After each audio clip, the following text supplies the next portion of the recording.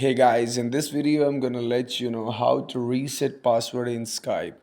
It's simple. First of all, you just open your Skype mobile app.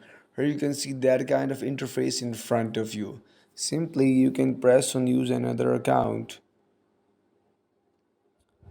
Here you if you just don't remember your password, you can simply add the number on which you just make your Skype.